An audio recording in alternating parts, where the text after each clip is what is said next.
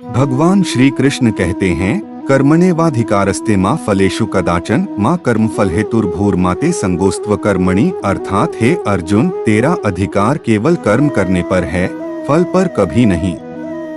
न तो फल की इच्छा से कर्म करने वाला बन और न ही कर्म न करने की ओर तेरी आसक्ति हो। दोस्तों, आज बहुत से लोग इस चिंता में डूबे रहते हैं कि मेहनत तो कर रहे हैं, दिन रात काम कर रहे हैं, फिर भी पैसा नहीं आ रहा।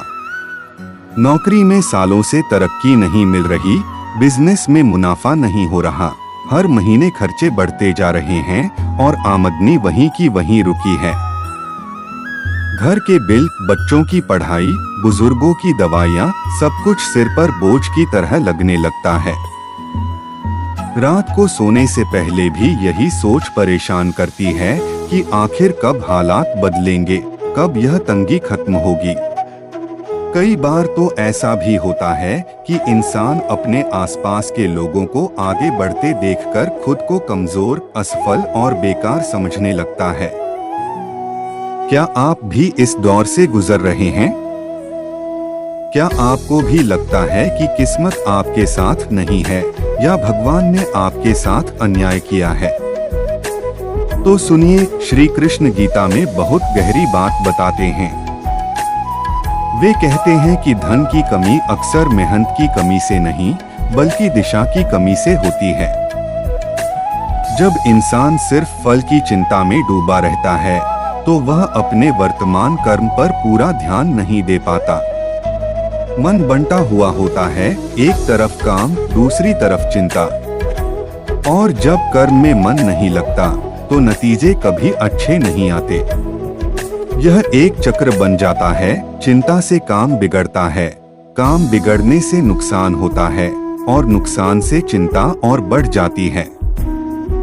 कृष्ण कहते हैं कि इस चक्र को तोड़ने के लिए जरूरी है कि इंसान अपने स्वधर्म यानी अपने सही कर्म, अपने सही कौशल को पहचाने और उसमें पूरी लगन, पूरी एकाग्रता से जुटे, बिना यह सोचे कि फल कब मिलेगा, कितना मिलेगा। गीता में एक और महत्वपूर्ण बात कही गई है, श्रेयान् स्वधर्मो विगुणः परधर्मात् स्वनुष्ठितात्, यानी अपना धर्म, चाहे वह गुणरहित ही क्यों न हो, दूसरे के अच्छे धर्म से श्रेष्ठ है। इसका मतलब है कि दूसरों की नकल करके, दूसरों को देखकर जल्दी पैसा कमाने की होड़ में मत पड़िए।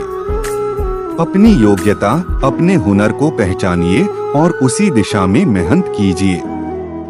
बहुत बार लोग यह गलती करते हैं कि पड़ोसी का बिजनेस चल गया तो वही शुरू कर देते हैं, बिना यह समझे कि उनकी अपनी स्थिति, अपना ज्ञान, अपनी परिस्थिति अलग है। इससे नुकसान होने की संभावना बढ़ जाती है। एक कहानी सुनिए। एक गांव में एक किसान रहता था। हर साल वह फसल बोता था, लेकिन हर बार यही सोचकर परेशान रहता था कि इस साल फसल अच्छी होगी या नहीं, बारिश ठीक होगी या नहीं।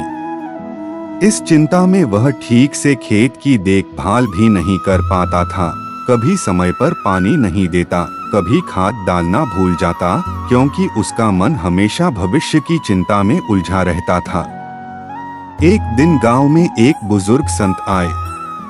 किसान ने अपनी परेशानी बताई तो संत ने कहा, बीज बोना, समय पर पानी देना, खाद डालना, यह तुम्हारे हाथ में है। बारिश कब होगी, कितनी होगी, यह तुम्हारे हाथ में नहीं।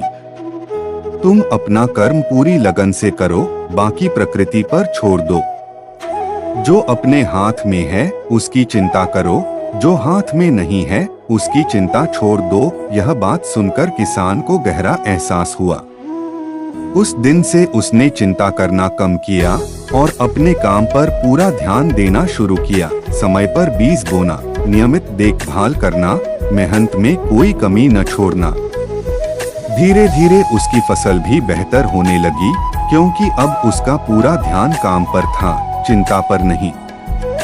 दोस्तों, यही सिद्धांत हमारे जीवन में भी लागू होता है। अगर आप नौकरी कर रहे हैं तो अपने काम में इतनी दक्षता लाइए कि आपकी कीमत खुद बढ़े। नई चीजें सीखिए, अपने कौशल को निखारिए, समय का सही उपयोग कीजिए। अगर आप बिजनेस कर रहे हैं तो जल्दी पैसा कमाने के शॉर्टकट मत खोजिए, बल्कि अपने ग्राहकों को अच्छी सेवा देने पर ध्यान दीजिए। धीरे धीरे भरोसा बनाइए।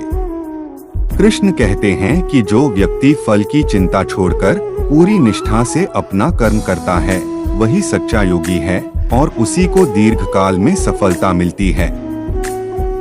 एक और बात समझनी जरूरी है, पैसों की तंगी के समय इंसान का मन नकारात्मक विचारों से घिर जाता है। वह खुद को दूसरों से कमतर समझने लगता है, आत्मविश्वास खोने लगता है। लेकिन गीता कहती है कि आत्मा अजरमर है और परिस्थितियां हमेशा बदलती रहती हैं। जो आज मुश्किल है वह हमेशा नहीं रहेगा। जरूरत है धैर्य रखने की, निरंतर प्रयास करने की और नकारात्मक सोच से बचने की। क्रोध और निराशा में लिए गए फैसले अक्सर नुकसान ही करते हैं, इसलिए मन को शांत रखकर सोच समझकर आगे बढ़ना ही सही रास्ता है।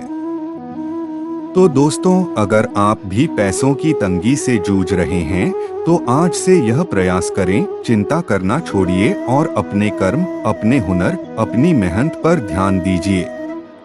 अपनी तुलना दूसरों से मत करिए, अपने रास्ते पर विश्वास रखिए।